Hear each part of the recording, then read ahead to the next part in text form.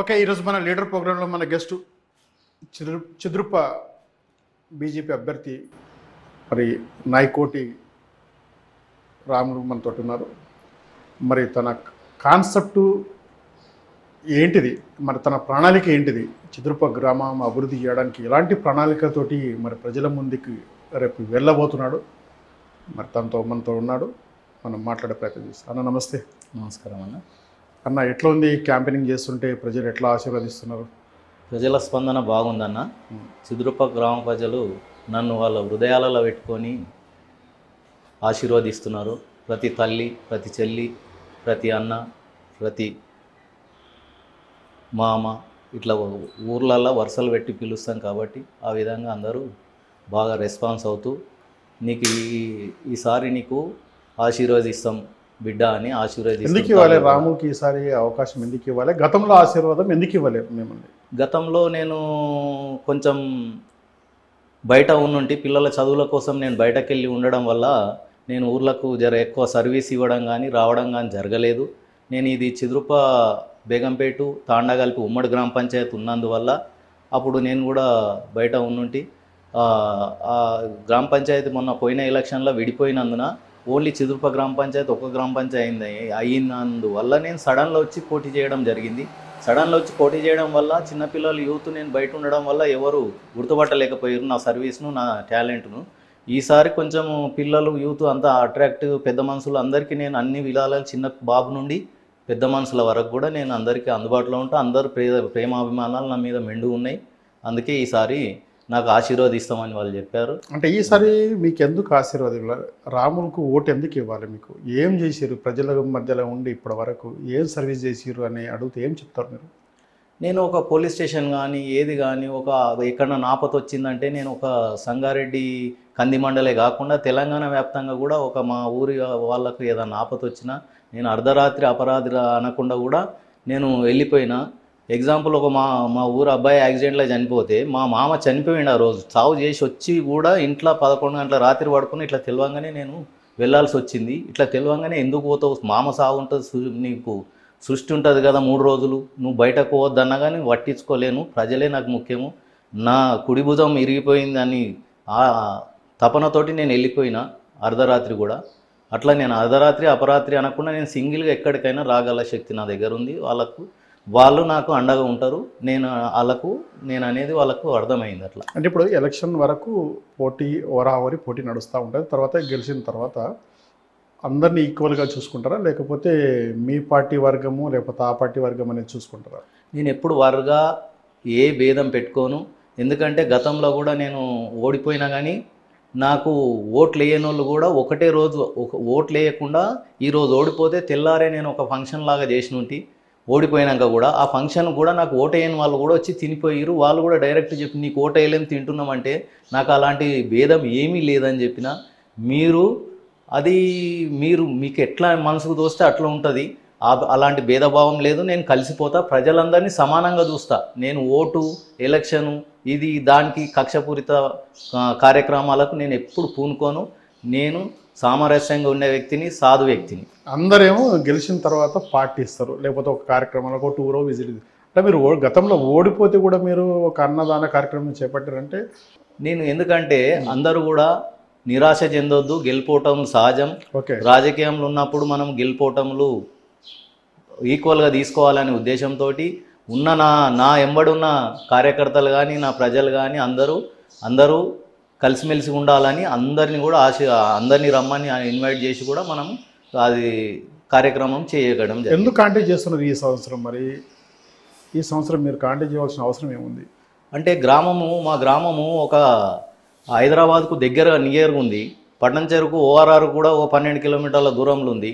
అయినా కానీ ఎలాంటి అభివృద్ధి లేదు. మాకంటే నారాయణఖేడు దగ్గర ఉన్న విలేజులు బాగున్నాయి కానీ మా చిద్రుప్ప గ్రామం అట్లా ఒక లోపల బంగాళాఖాతంలో ఉన్నట్టున్నది, ఎటు కాకుంటున్నది. అక్కడ పట్టణ చెరుకు సంగారెడ్డికి మధ్యలో ఇది ఒక లోపల ఎటువంటి సౌకర్యాలు లేకుంటున్నది.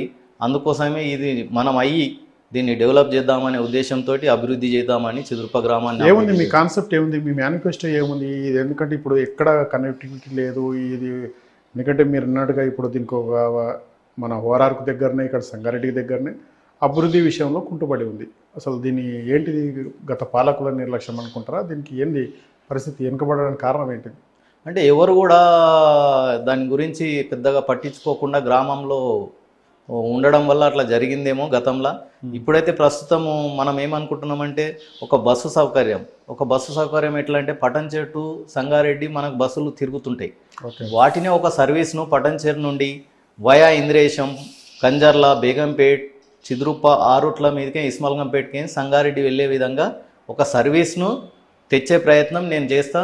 మా ఎంపీ గారు ఉన్నారు, ఎమ్మెల్సీ గారు ఉన్నారు, వాళ్ళతోటి మాట్లాడి సాధ్యమైనంత వరకు ఈ బస్ సౌకర్యాన్ని కంటిన్యూగా తిరిగేటట్టు, ఒక సర్వీస్ తిరిగేటట్టు నేను ప్రయత్నం చేస్తాను. అంటే ఇప్పుడు జనరల్గా మామూలుగా ఏ సర్పంచ్ అయినా డ్రైనేజీ, స్ట్రీట్ లైట్లు ఇవన్నీ కామన్.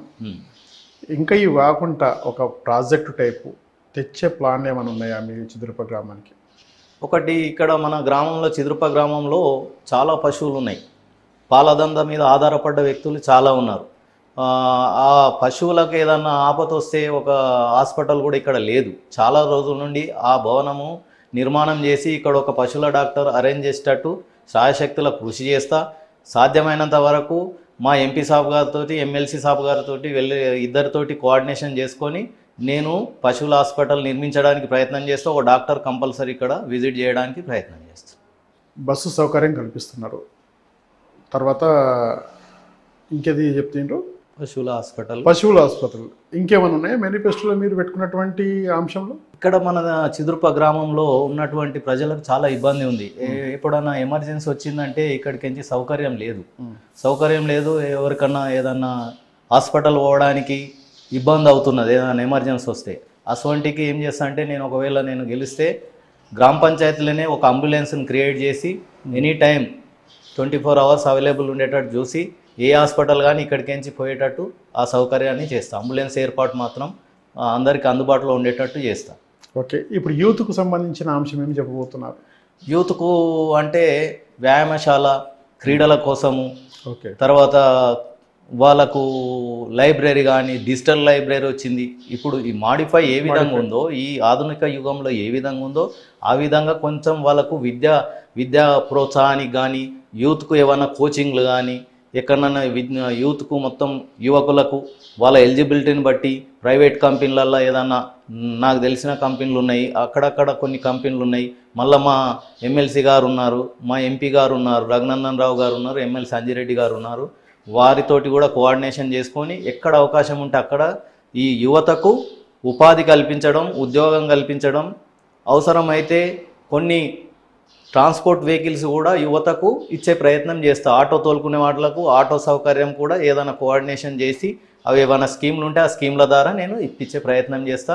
యూత్ను అన్ని వేళలా నేను ఆదుకుంటాను. ఓకే. ఇప్పుడు ఏదైతే మేనిఫెస్టో ఉందో, ఒకటి అంబులెన్స్, తర్వాత గ్రంథాలయము, తర్వాత మీరు ఇప్పుడు ఇంకోటి పశువుల వైద్యశాల అంటే సరే సెంటర్ ఫండ్ ఏదో ఫండ్కు ఉపయోగించారు. ఇవైతే ఇప్పుడు ఈ నిధులు సమకూర్చాలంటే మీరు కోఆర్డినేషన్ ఎట్లా తీసుకుంటారు? నేను మా ఎంపీ గారు సహకారం తీసుకుంటా, ఎమ్మెల్సీ గారు సహకారం తీసుకుంటా. గవర్నమెంట్ నిధులు ఏమన్నా ఉంటే అట్లా ఆ విధంగా చేస్తా. లేదంటే ప్రైవేటు కూడా వ్యక్తులు ఉంటారు, ప్రైవేట్కు కూడా డొనేట్ చేసే వాళ్ళు ఉంటారు. వాళ్ళని కూడా కోఆర్డినేషన్ చేసుకొని వాళ్ళ పేరు ఆ విధంగా దాని మీద డొనేట్ చేసే దాని మీద వచ్చేటట్టు చూసి వాళ్ళ సంస్థ ద్వారా కానీ వాళ్ళ వ్యక్తుల ద్వారా కానీ దాన్ని కోఆర్డినేషన్ చేసి గ్రామాభివృద్ధికి నేను నేను చెప్పిన మేనిఫెస్టోకు నేను సాధ్యమైనంత వరకు ఆ విధంగా ప్రైవేట్ కానీ గవర్నమెంట్ కానీ నిధులు సమకూర్చుకుంటానని. ఓకే. ఇప్పుడు ప్రజాపాలన కాంగ్రెస్ పార్టీ నడుస్తూ ఉంది రాష్ట్రంలో. దానికి ఏం చెప్పబోతారు? ఎందుకంటే నిన్న మొన్న చీరల పంపిణీ చేశారు. తర్వాత ఇంకా వాళ్ళు చెప్పేటి హామీలు, 6 గ్యారంటీలు కూడా వాళ్ళు ప్రజల వద్దకు తీసుకెళ్తున్నారు. మరి మీరేమి వీటి మీద సమాధానం చెప్పబోతున్నారు? 6 గ్యారంటీలు అనేది వాళ్ళు ఓన్లీ చెప్పడం, అది బూటకం హామీ ఇచ్చిర్రు ఎలక్షన్లో. వాళ్ళు ఎలక్షన్లో గెలిచిన తర్వాత 6 హామీల గురించి రెండు సంవత్సరాలు పట్టినా కానీ ఇప్పటికీ 6 గ్యారంటీలది అమలు లేదు.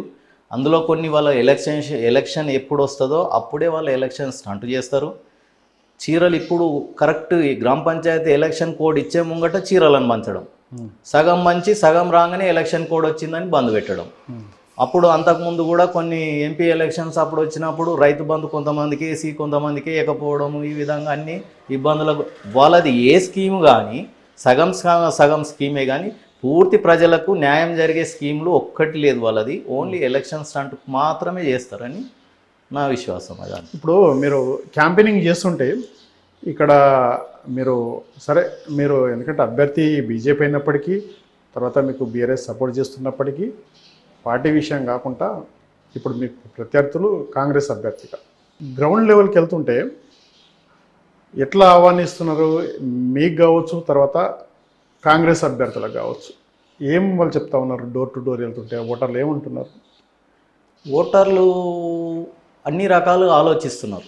ఒకటి వ్యక్తిగతంగా ఆలోచిస్తున్నారు, పార్టీ పరంగా ఆలోచిస్తున్నారు, ఒక వ్యక్తికి కేపబుల్ ఉన్నదా లేదా చూస్తున్నారు, ఒక వ్యక్తి చేయగలుగుతాడా చేయలేడా అనేది చూస్తున్నారు, అందరికీ అందుబాటులో ఉంటాడా చూస్తున్నాడు, ప్రజల విశ్వాసం ఉన్నదా చూస్తున్నాడు, ఒక నిజాయితీ పరువుని చూస్తున్నారు.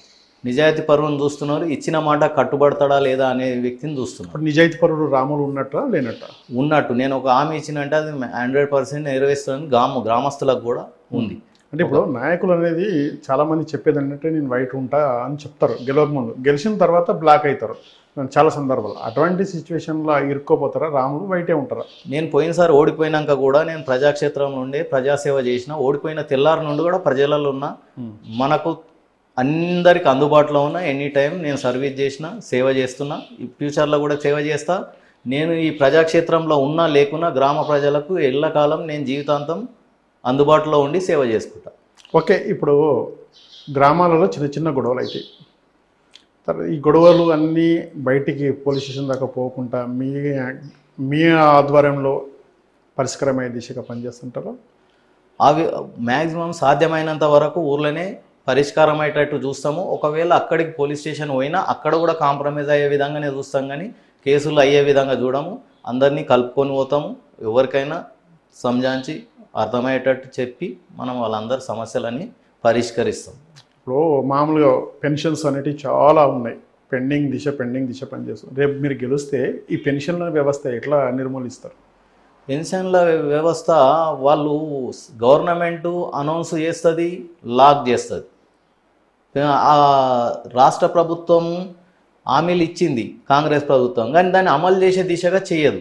ఒకవేళ అమలు చేసే దిశ వచ్చినప్పుడు నేను అందరికీ భేదభావం లేకుండా ఎంతమంది ఎలిజిబుల్ ఉంటే అంతమందికి పెన్షన్లు ఇచ్చేటట్టు కృషి చేస్తా. దానికి మా సెంట్రల్ గవర్నమెంట్ ఉంది, తర్వాత మా ఎంపీసీ రఘునందన్ రావు ఉన్నారు, ఎమ్మెల్సీ అంజిరెడ్డి గారు ఉన్నారు. వాళ్ళతో కోఆర్డినేషన్ చేసుకొని, అధికారులతోటి కోఆర్డినేషన్ చేసుకొని నేను అందరికీ ఇప్పించే ప్రయత్నం కంపల్సరీ చేస్తా, ఇప్పిస్తానని హామీస్తాను. ఇప్పుడు ఏదైనా రాష్ట్ర ప్రభుత్వం ప్రవేశపెట్టిన పథకాలన్నీ ఇప్పుడు ఇందిరమ్మ ఇండ్లు కావచ్చు, ఇంకేదైనా కావచ్చు, ఊరికి వచ్చినటువంటి అభివృద్ధి ఒక పార్టీ ఏదైతే ఉందో స్కీమ్స్ పార్టీ పరంగా కాకుండా గ్రామస్తులకు అందరికీ సమన్వయంగా ముందుకు నడిపించుకుంటే కెపాసిటీ రాములకు ఉందంటారా? నాకు అన్ని విధాల అన్ని పార్టీలతోటి అనుబంధం ఉంది, అన్ని పార్టీలు నన్ను ఇష్టపడతారు, అందరు కూడా కోఆర్డినేషన్ తోటి నాతోటి ఉంటారు, అందరికీ సమన్యాయం చేస్తా. ఇప్పుడు ఉన్న కాంగ్రెస్ ఉన్న పెద్దలందరూ వాళ్ళ వ్యక్తికి ఓటు వేసిన వాళ్ళకే పథకం ఇస్తే అనే కాన్సెప్ట్ నాది కాదు. ఓటు వేయని వాళ్ళకు వేసిన వాళ్ళకు అందరు నా వాళ్ళే కాబట్టి అందరికీ సమన్యాయం చేస్తా. అంటే ఇప్పుడు గతంలో కూడా మీరు ఓడిపోవడానికి కారణం ఒక రీజన్ ఉన్నారు, ఎందుకంటే నేను లోకల్లో ఉండక నేను సడన్గా వచ్చి నామినేషన్ చేసిన, నేను అంటే ఎవరు అనేది తెలియదు కాబట్టి నేను ఓడిపోవడానికి కారణం ఉంది. ఇప్పుడు కూడా మీరు సంఘటనలోనే ఉంటున్నారు, ఇప్పుడు మళ్ళీ ఉంటాడు ఇక్కడ లోకల్ ఉంటాడు అనేది వాళ్ళకి గ్యారంటీ ఏమి ఇస్తారు? నేను ఓన్లీ పిల్లల చదువుల కోసం, పిల్లలు చిన్నగా ఉన్నప్పుడు వెళ్ళిపోయిన 2009లో నేను ఊరి వదిలి వెళ్ళిపోయినా, పిల్లల చదువులు కంప్లీట్ అయింది, వాళ్ళది పీజీ ఈ ఇయర్ తోటి కంప్లీట్ అవుతుంది. నేను ఆల్రెడీ నాకున్న ఇక్కడ భూమిలో నాకు ఆల్రెడీ పాత ఇల్లు ఉంది, ఇంకా అదనంగా కొత్త ఇల్లు కట్టుకొని ఇక్కడనే నాకు 4 ఎకరాల పొలం ఉంది, ఆ పొలంలోనే ఇల్లు కూడా స్టార్ట్ చేసిన, పుట్టింగ్లు పిల్లలు పడ్డాయి. నేను పర్మనెంట్గా జీవితాంతం నా జీవితకాలం శేష జీవితం మొత్తం ఇక్కడనే గడపడానికి సిద్ధమై ఫ్యామిలీతో షిఫ్ట్ కావడానికి ఇక్కడికే వస్తున్నా, ఇల్లు కూడా స్టార్ట్ అయింది. అంటే ప్రజాక్షేత్రంలో ఉండాలి కానీ ఎందుకంటే ఇక చిద్రూప నిడిచి నేను బయటికి పోకూడదు, నేను ప్రజల్లో ఉండి ప్రజా సమస్యల పరిష్కారం దిశగా ఉండాలనేది మీ ఆలోచన? అవును. ఇప్పుడు ఎంత ఉంటుంది మెజార్టీ, ఎంత ఉంటుండొచ్చు మీకు? ఎందుకంటే మీరు 7 సంవత్సరాలు మీరు ఓడిపోయిన ప్రజాక్షేత్రంలో ఉన్నప్పటికీ కూడా మెజార్టీ ఎంత ఇవ్వబోతున్నారు? మెజార్టీ నాకు 70% మెజార్టీ మనకే ఉన్నదని నేను విశ్వసిస్తున్నా, ప్రజలు కూడా ఆ విధంగానే ఆశీర్వదిస్తూ, స్పందన కూడా అదే విధంగానే ఉంది. ఇప్పుడు యూత్ కూడా కొన్ని ఏంటంటే మామూలుగా అంటే పని చేయని వాళ్ళు కావచ్చు, పని చేసేవాళ్ళు కూడా కావచ్చు, డ్రగ్స్కు తర్వాత ఇసుంటికి కొన్ని అసాంఘిక కార్యక్రమాలకు చాలా గ్రామాలలో కూడా ఉంది. మీరు కూడా ఒక ఎడ్యుకేషన్ పర్సన్గా చెప్తున్నా, వాళ్ళకి ఏం చెప్పదలుచుకుంటున్నారు ఇటువంటి ఇల్లీగల్ యాక్టివిటీ చేస్తే? అంటే ఒకటేసారి సడన్గా వాళ్ళని మానేయమంటే వాళ్ళు మానేసే పొజిషన్లో ఉండరు. వాళ్ళను కూడా కొన్ని యాక్టివిటీస్కు అనుబంధంగా పంపడము, అది మెల్లమెల్లగా మంచి యాక్టివిటీస్ ప్రారంభం చేస్తుంటే ఈ తాగుడుకు కానీ డ్రగ్స్కి కానీ బానిసలు తక్కువతారు. ఎగ్జాంపుల్ క్రికెట్ ఆడడం కానీ, వాలీబాల్ ఆడడం కానీ, ఒక స్పోర్ట్స్ పరంగా పోవడం కానీ, ఇంకా వేరే ఏదన్నా భజన కార్యక్రమాలు ఇట్లా ఇవి ఆధ్యాత్మికంగా కానీ ఇట్లా కొన్ని కార్యక్రమాలు మంచి కార్యక్రమాలు చేస్తుంటే యూత్ అంతా మంచిదానికి అలవాటు పడతారని నా విశ్వాసం. ఓకే, ఇప్పుడు ఏదైతే ఇప్పుడు ఎడ్యుకేషన్ విషయానికి వస్తే, ఇప్పుడు మన వరకు ఇక్కడ 5వ తరగతి వరకు ఉందా, 7th? 5 వరకే ఉంది. 5 వరకు. ఇంకేమైనా దాన్ని ఎక్స్టెన్షన్ చేసే ప్లాన్ మీరు చేయగలుగుతారా?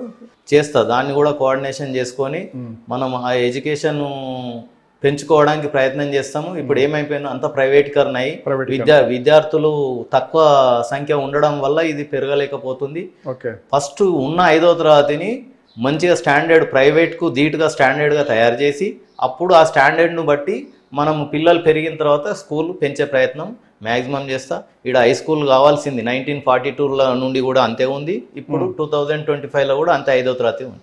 మీరు వచ్చిన తర్వాత ఈ స్కూల్ భవిష్యత్తు కూడా మారబోతుంది అనమాట. అట్లా మారడానికి కూడా ప్రయత్నం చేస్తా. అదేవిధంగా ప్రైవేటు భాగస్వామ్యం కార్పొరేట్ వాళ్ళ కంపెనీల సహకారం తీసుకొని కూడా దీన్ని అభివృద్ధి చేస్తా. రైట్.